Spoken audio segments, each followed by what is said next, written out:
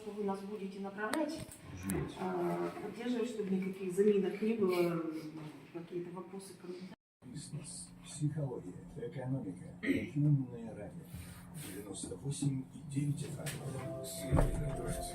Умное радио большого города. В Перми 9 часов утра. Городские новости. Все, что происходит в Перми. Доброе утро. В студии Александра Лифанова. В этом выпуске.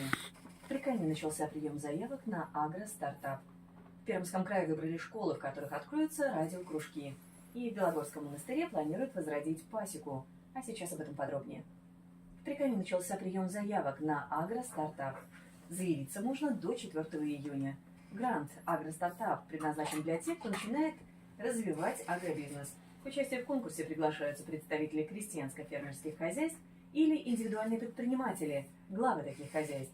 Допускаются и физлица, но есть условия. В случае победы они обязаны в течение месяца после решения конкурсной комиссии зарегистрировать крестьянско-фермерское хозяйство или ИП. Чтобы присоединиться к проекту, нужно подготовить подробный бизнес-план и защитить его перед комиссией.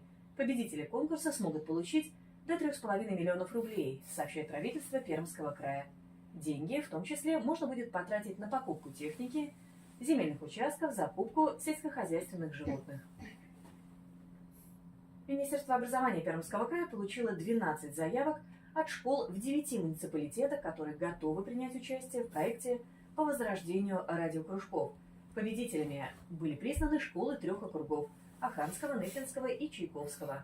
Они получат в сумме более 4 миллионов рублей на приобретение оборудования для кружков.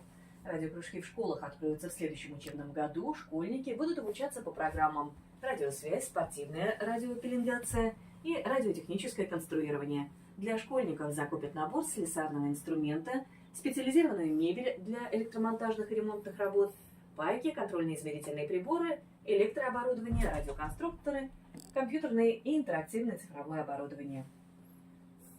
И в Белогорском Свято-Николаевском мужском монастыре планируется возродить пасеку. Этот вопрос обсуждался в ходе встречи с главным пчеловодом Пермского края Александром Петуховым.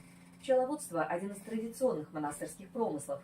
В дореволюционное время почти в каждом монастыре России были пасеки, и даже в духовных семинариях преподавали пчеловодство, пояснили в монастыре. Строительство Белогорского монастыря, напомним, началось в конце XIX века, а уже в начале XX века монастырь владел почти 600 десятинами земли. Монахи занимались хлебопашеством, разводили скот, ловили рыбу и держали пчел. Сегодня Белогорский монастырь считается одной из самых известных культурно-исторических достопримечательностей Пермского края. И в завершении курс валют. Доллар 80 рублей 55 копеек, евро 89 рублей 69 копеек. В серебряном дожде. Прогноз погоды. В Перми сейчас облачно с прояснениями, умеренный ветер дует с востока, его порывы достигают 10 метров в секунду, давление нормальное 749 миллиметров ртутного столба. В течение всего дня она опустится до значения в 745 миллиметров по данным сервисом Яндекс.Погода. Также днем будет пасмурно, ветер уже подует с юго-востока слабо, его порывы достигнут 12 метров в секунду. Температура воздуха сейчас составляет плюс 13 градусов, которые ощущаются как плюс 8. Днем потеплеет до плюс 19, а ощущаться они будут как плюс 14. По будням с 7 утра. Под серебряным дождем Пермское утро. Пермское утро. Гостевой час с гостем по жизни. 9 часов 4 минуты, 14 мая, сегодня среда. В студии «Серебряного дождя» Алексей Поляков, Иван Филиппов, Александра Лифанова и наши гости, как и обещали. Кандидат филологических наук, доцент, декан факультета СИЯЛ ПГНИУ, заведующая кафедрой лингвистики и перевода Наталья Хорошева и старший преподаватель кафедры лингводидактики ПГНИУ Ким Ми Йонг. Доброе утро! Доброе утро. Доброе утро. Так, Доброе утро. факультет с прекраснейшим названием СИЯЛ. За этими буквами скрывается факультет современных иностранных языков и литератур. И для меня он, я вот сейчас буквально перед эфиром мы общались, я сказал, это же молодой факультет. Но как бы уже и не молодой, получается, сколько он существует? Он существует уже с 2003 года, получается, отпраздновал свое 20-летие. Мгм. То есть мы третий десяток лет существуем. И факультет у нас специализируется, судя по названию, на изучении иностранных языков, на подготовке профессиональных переводчиков и преподавателей иностранного языка. А Ты знаешь, у меня мама закончила филфак универа, и я правильно понимаю, что, в чем разница вот это вот, и что способствовало появлению этого факультета? как По сути. самостоятельного? Да, как самостоятельного. Я Потому думаю, что мне спрос. кажется, потому что мне кажется, что многое, что было до, оно сейчас здесь, в этом факультете тоже есть. Действительно, факультет возник на основе романо-германского отделения филологического факультета, многие его знают и помнят. Но начало 2000-х годов, как раз это было то время, когда расширялся спектр иностранных языков. В то время, как вы помните, традиционно у нас был английский, немецкий, французский. Начало 2000-х годов нас развернуло в сторону испанского. Вспомните эту моду на Это сальсу и бачату, которые вдруг стали Это не все сериалы танцевать. виноваты в этом? Это прежде всего открытая Европа в начале 2000-х годов, когда все Мгм. поехали в Испанию и Францию, когда возник интерес к испанским вузам и испанской недвижимости. Возник огромный спрос на переводчиков с испанского языка в области туризма. И, конечно, мы были в этом смысле озадачены тем, чтобы ввести преподавание не только 3 классических языков, но ввели испанский. С 2013 года у нас открылся испанский уже как первый иностранный язык. То есть мы стали готовить профессиональных лингвистов и переводчиков в этой области. А сейчас, в 2025 году, мы преподаем уже 8 иностранных языков. Так, можно список? Давайте вместе попробуем вместе. угадать. Английский, Английский, немецкий, французский. французский, испанский, Французский. итальянский, китайский, корейский и 8 И 8, может, индийский. польский, португальский. Португальский. Так, ну что ж, это ответ на вопрос нашего радиослушателя. А что, в ПГНУ преподают корейский? Преподают. Вот, кстати, о корейском языке мы сегодня тоже поговорим, но после истории с песней «Под серебряным дождем».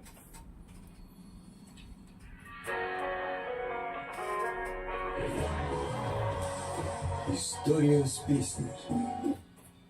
Партнер выпуска компания «Сквозняка». Мне ТП Гунчев Андрей Игоревич. И на 590 610 209 580. Вот были золотые времена MTV, когда бала правила рок-музыка. В 95 году премия MTV Europe Music Awards в номинации «Лучшая песня» получила песня группы Cranberries «Zombie». Но кто же с ними соревновался? Кстати, удивительно, что Europe при этом присутствует, потому что за премию боролась еще группа Offspring.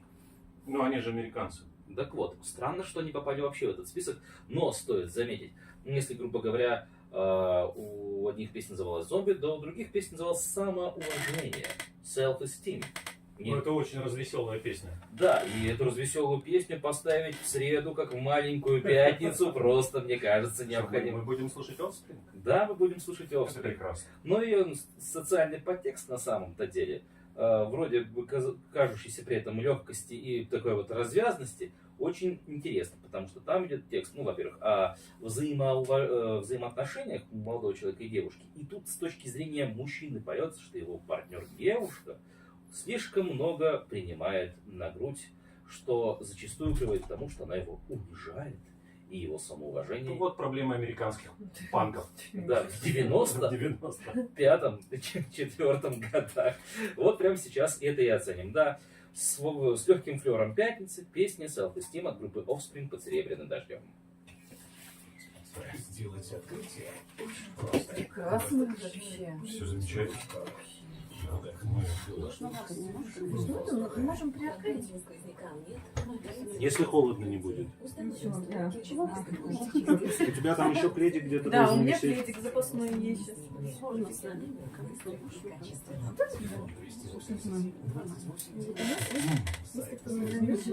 Я не думаю, что Да. это прохладно.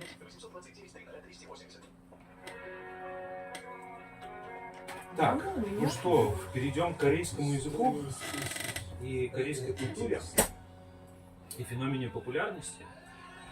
Это очень веселая песня. Есть ли какой-то, ну вот смотрите, да, отметили, например, бум интереса к испанскому языку, да, связанным с открытием границ, связанным там с какими-то еще там культурными факторами, да. Есть ли какой-то момент, с которого можно начать отсчет популярности корейской культуры? Ну, вряд ли можно назвать точно год. Нет, понятно, что не год, но Понятно, какое-то что это явление. не вчера, то есть- не позавчера, но, наверное, за последние 10 лет сформировался этот интерес. Вообще такой разворот на восток. Да? Разворот на восток понятен. Вот, Ты знаешь, я вот сегодня стала думать, ну, такой же Ну, а популярностью... последние 5 лет это, конечно, кей-поп. кей-поп. Вот кей-поп я могу себе примерно объяснить, в чем феномен популярности кей-попа.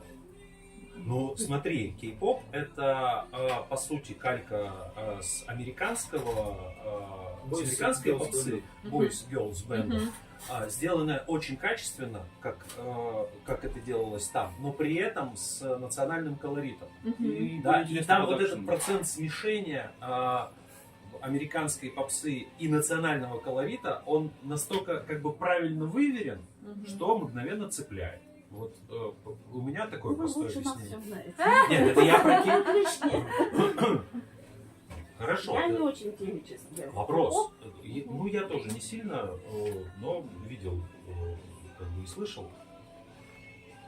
Вопрос тогда. Преподаватели вот появляется запрос на испанский язык, мы откуда берем преподавателей? Мы из Испании его берем?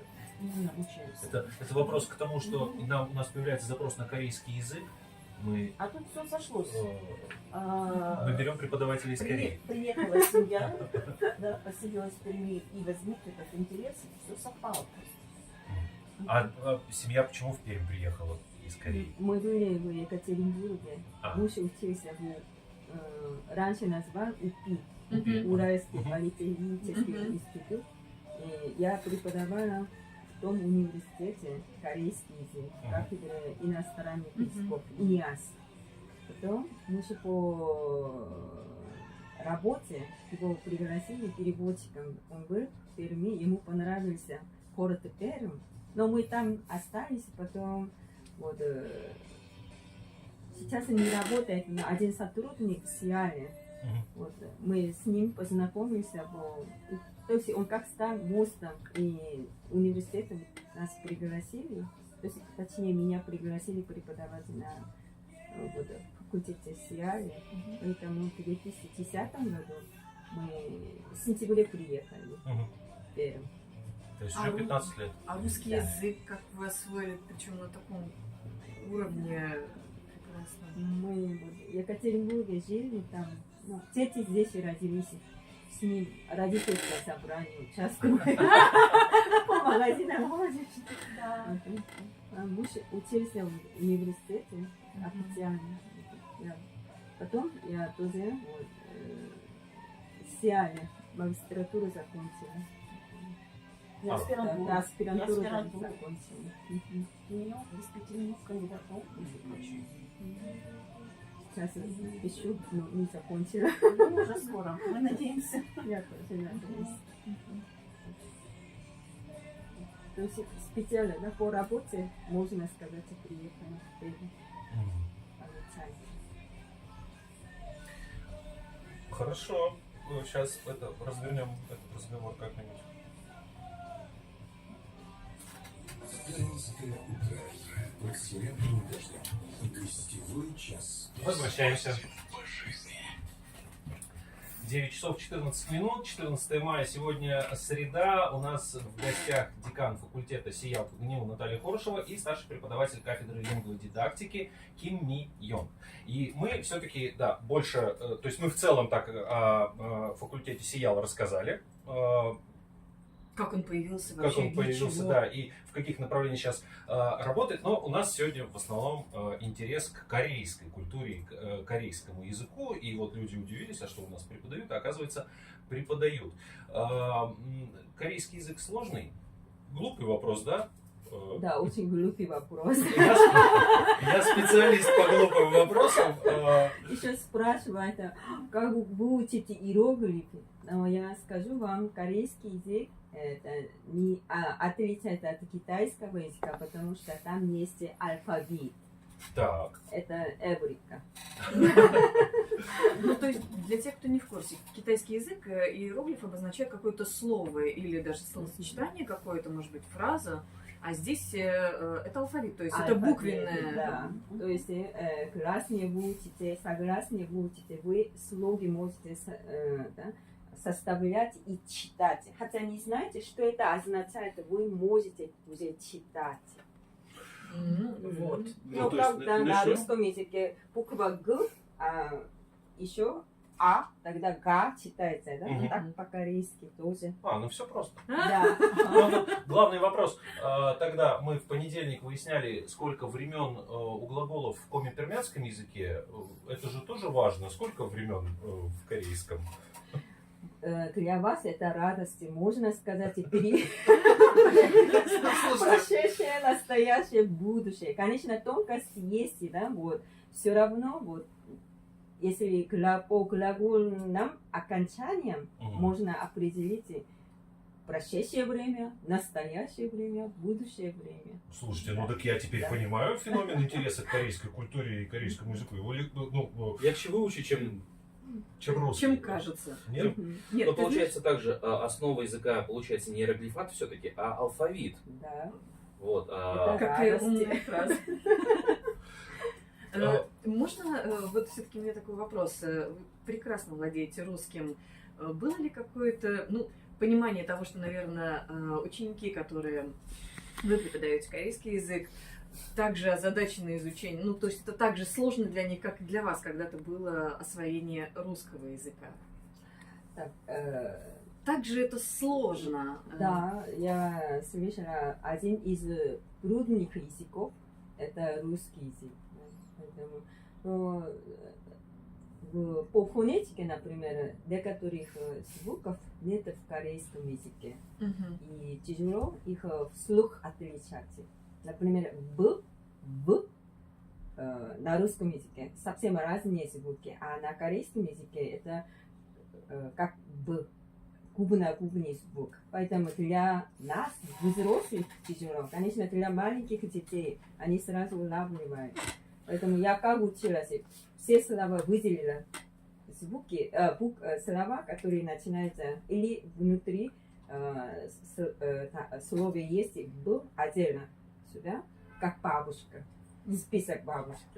А волк список волк. Да? Поэтому с мужем тоже говорю, муж спрашивает, это Б или В? Это волк. Он сразу, это В. Правильно я понимаю, что вы учили русский язык уже находясь и работая или обучаясь в России? Да. То есть на практике? Да. Не в Корее. Не проще ли будет наших российских студентов отправить в Корею, чтобы они там на практике? Да. Это самый лучший погружение? вариант. Да, языковая среда, да, уже готова, им вынуждена говорить по-корейски. Поэтому меня тоже очень смущало, когда я сильно работаю после нет, например, у меня занятие начинается, да, я захожу, до меня немецкий язык или английский язык, да, они изучали, потом с преподавателем расстаются, до свидания. Поэтому, хотя учили, да, немецкий язык или французский язык, я своим студентам не разрешаю. До свидания. Тогда я им скажу, не до свидания, скажите по-корейски. А как это по-корейски? По-корейски до свидания. 6 слогов. 안녕히 계세요. Так, это мы к концу эфира только вопрос такой, корейский на факультете появился в каком году?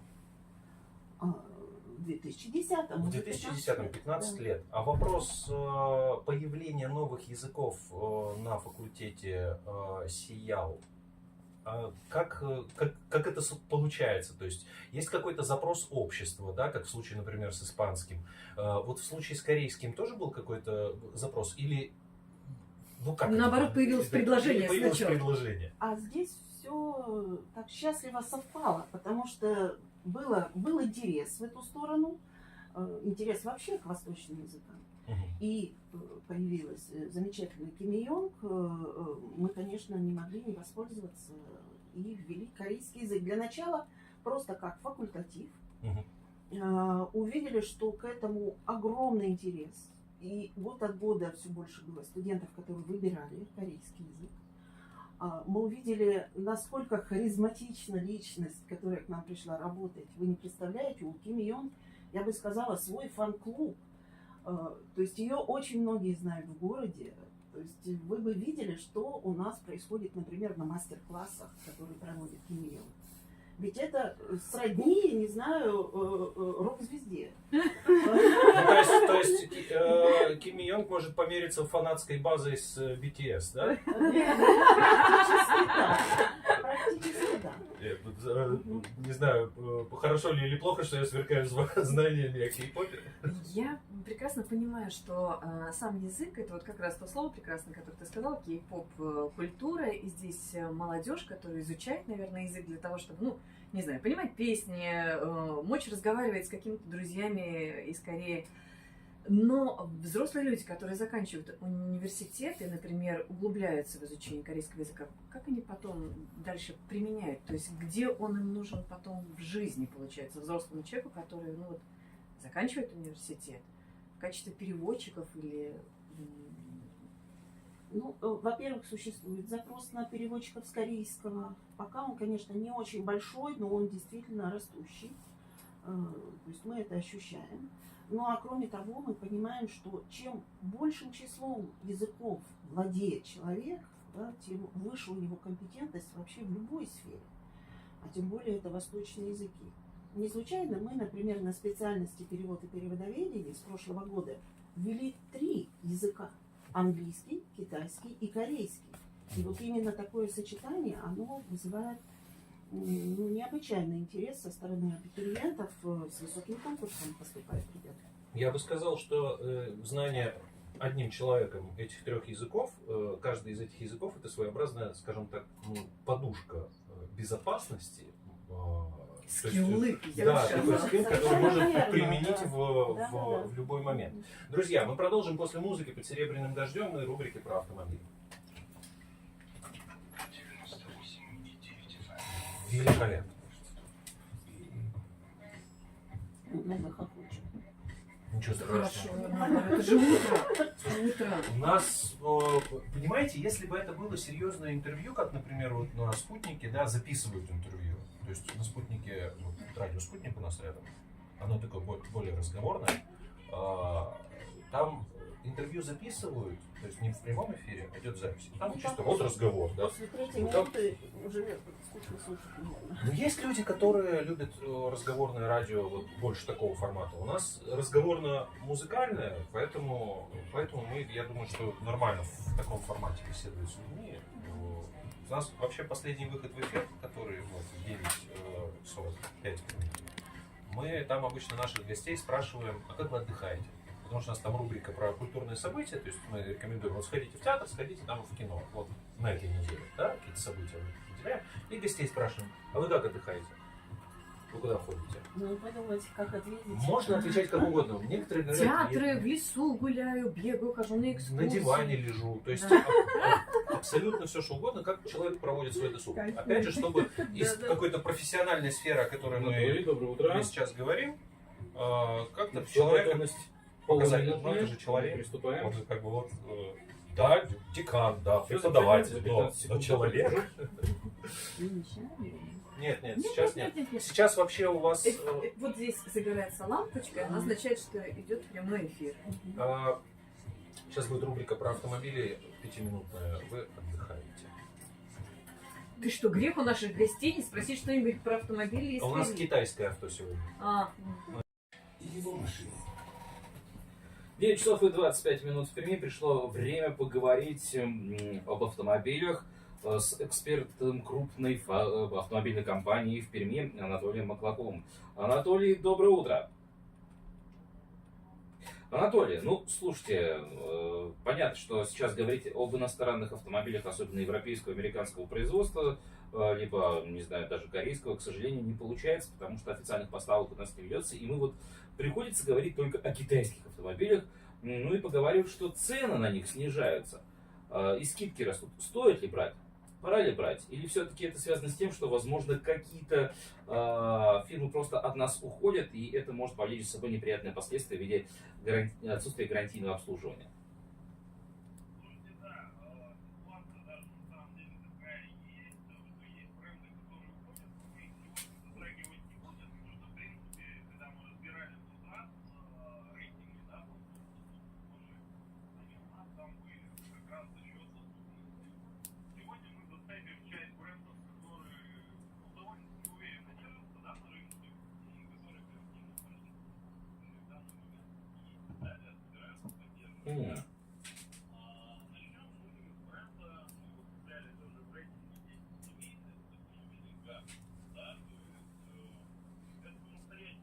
В Перми сейчас наблюдается облачная с прояснениями погода. Ветер дует с востока умеренный, с порывами до 10 метров в секунду. Давление в пределах нормы 749 миллиметров ртутного столба. В течение всего дня оно опустится до значений в 745 миллиметров по данным сервиса Яндекс.Погода. Днем же будет пасмурно. Ветер сменит свое направление на юго-восточное. Его порывы будут достигать 12 метров в секунду. Температура воздуха сейчас плюс 13 градусов, которые ощущаются как плюс 8. Днем потеплеет до плюс 19, ощущаться будут как плюс 14. Сейчас после рекламы продолжим. Так, у меня к вам просьба буквально минутку побыть в тишине. Мы сейчас с Александрой быстренько запишем погоду.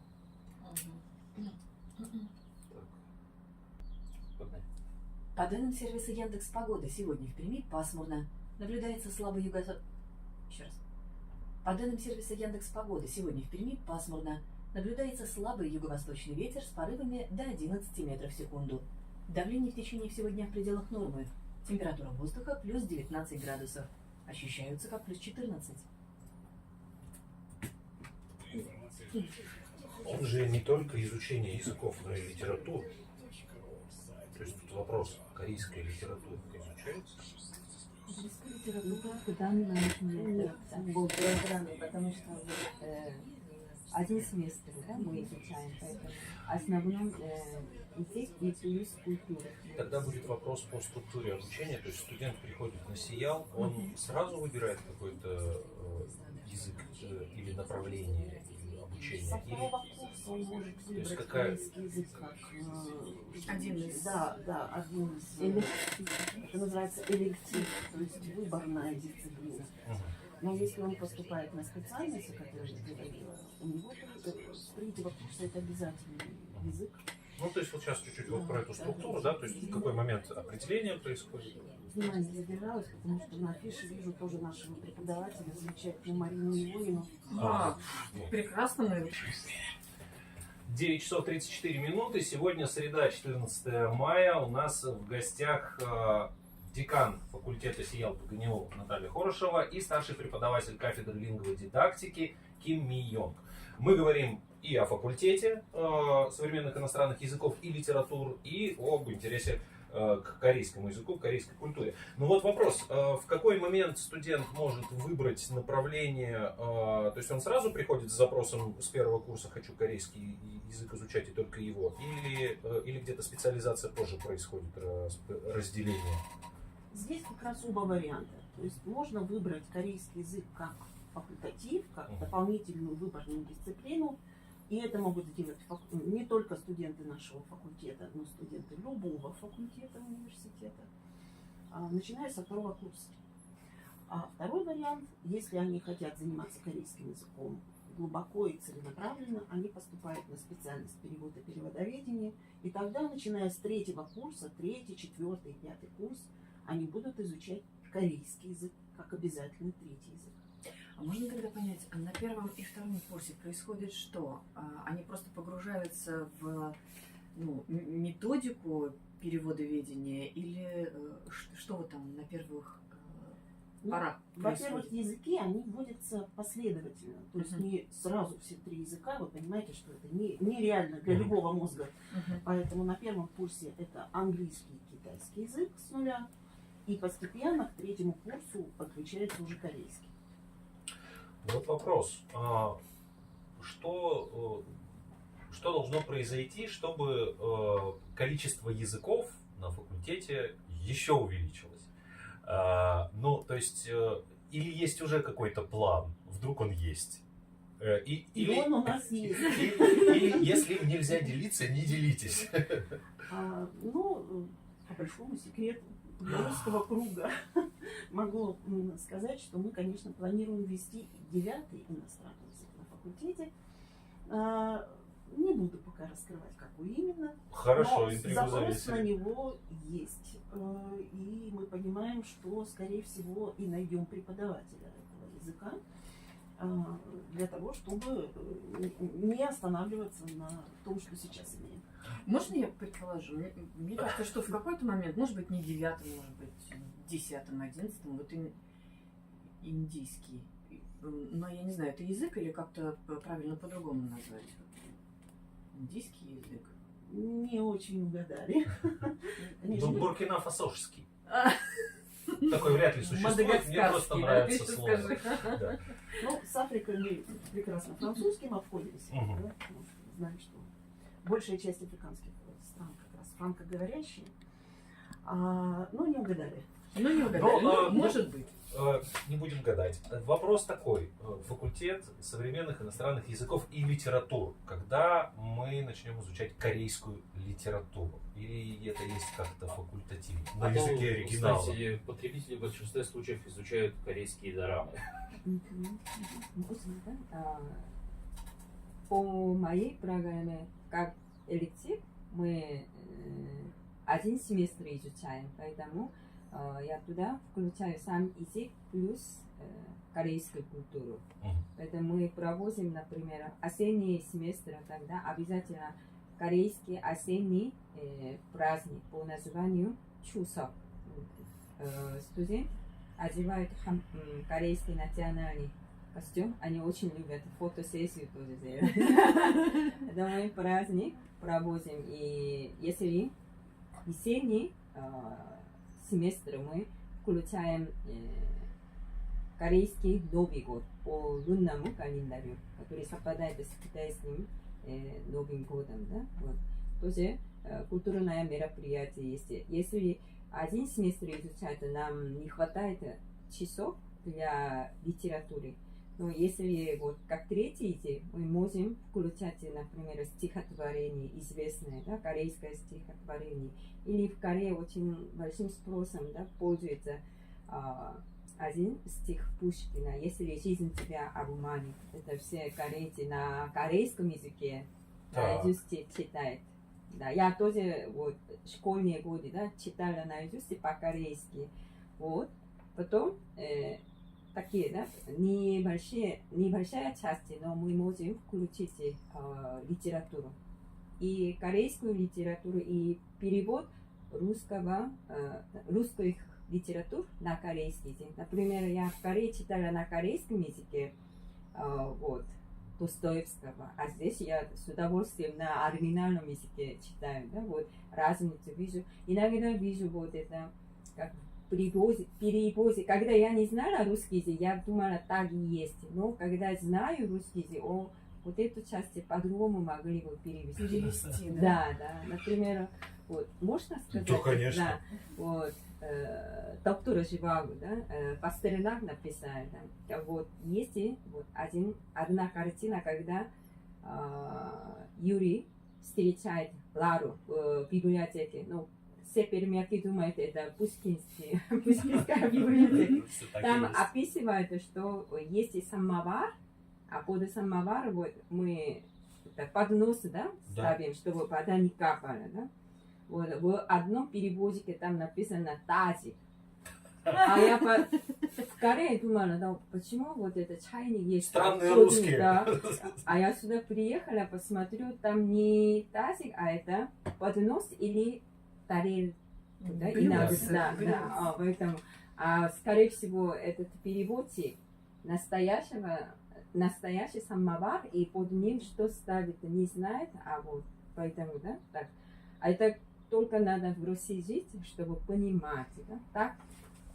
Кстати, очень интересный факт. Я могу со студентами, да, там, такими, ну, интересными факторами заниматься тоже. Но это дальнейшем. Но в данный момент у меня пока электив.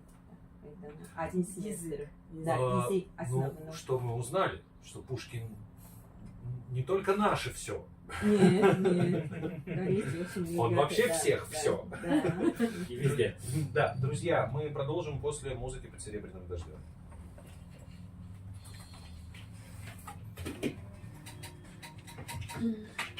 А можно спросить, вот дорамы, которые, ну, вот эти, я не знаю, как это, мне кажется, иногда как мыльная опера такая вот, это, что когда-то она была популярна, и вот сейчас тоже вот эти истории многочисленные просто.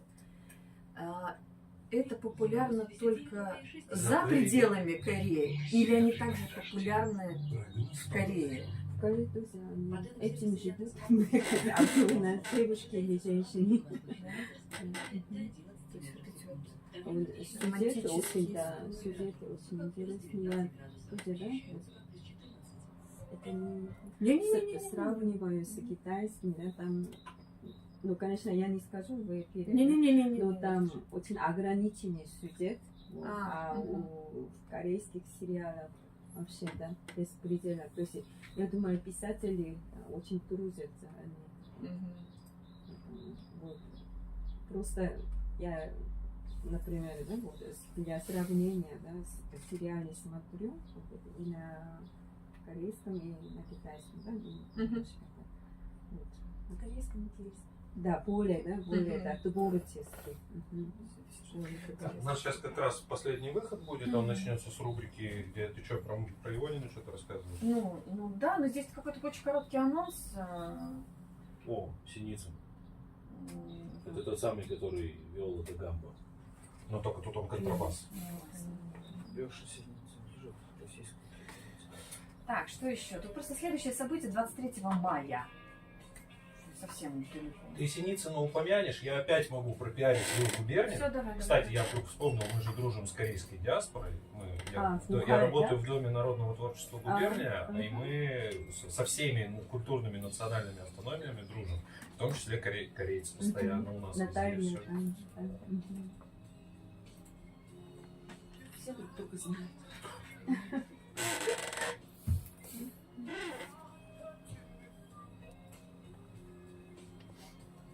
Вы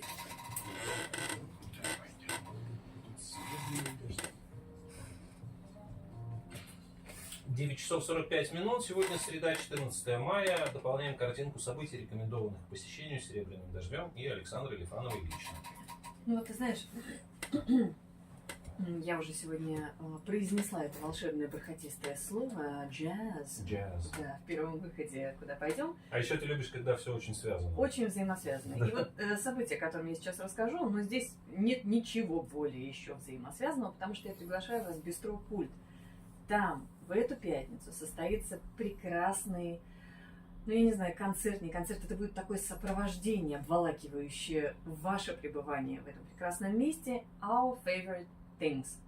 Пятница, начало в 8:30. И там будет Марина Ивонина, фортепиано, Евгений Синицын, контрабас. Прекрасное сочетание, такое же бархатистое, как и слово джаз. И прозвучат изысканные джазовые баллады, яркие свинговые композиции в исполнении двух виртуознейших просто музыкантов. При этом, что мы знаем про Марину Ивонину? Да, что мы знаем про Марину Ивонину? Марина Ивонина еще замечательный полиглот.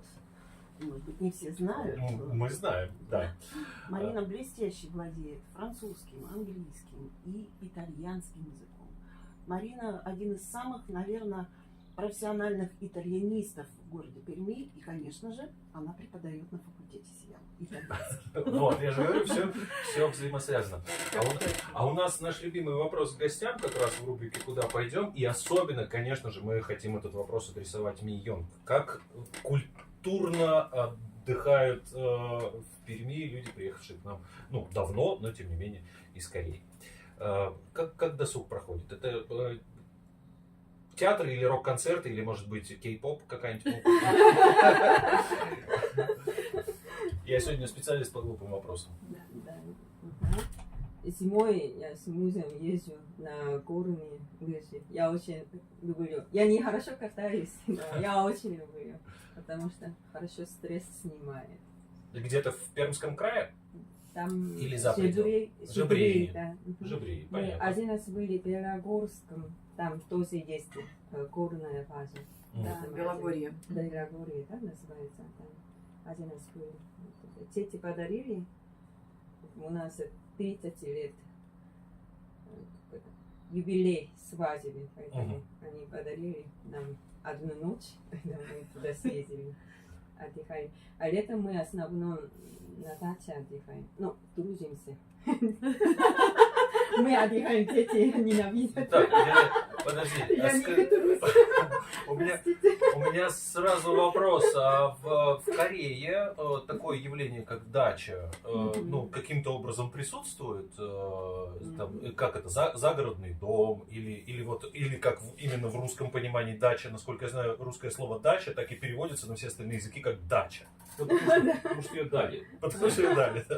Ага. В Корее, да, вот в таком смысле, как в России, дача отсутствует, но у них есть это, выходная дача. То есть они им выделяют или они арендуют, чтобы в выходные съездить и посадить вот это самому зелень. То есть выходные, они ходят. То есть это желание человека съездить куда-то, что-то посадить, прополоть, выкопать. Да. А потом это можно собрать Себе, и да. взять себе, да? Не покупать, потому что все-таки, да, для здоровья своей семьи, некоторые, да, любители так и делают. Ну, как обычно, да, молодые такие дела не очень любят. В России тоже, да?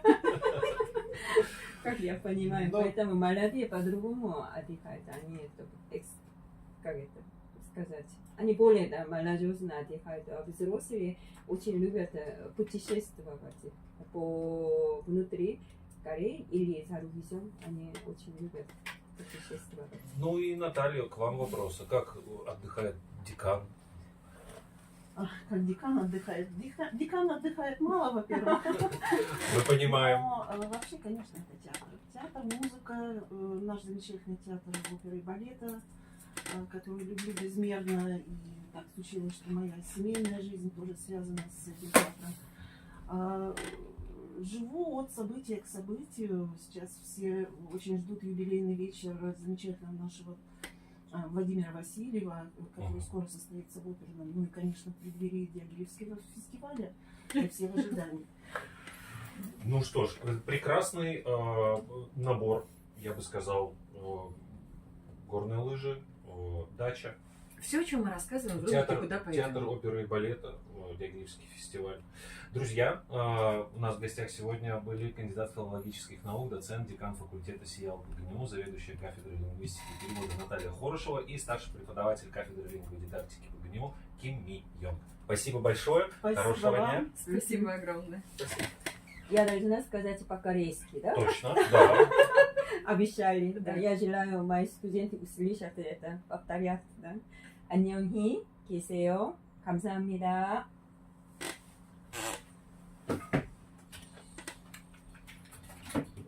Так, я сейчас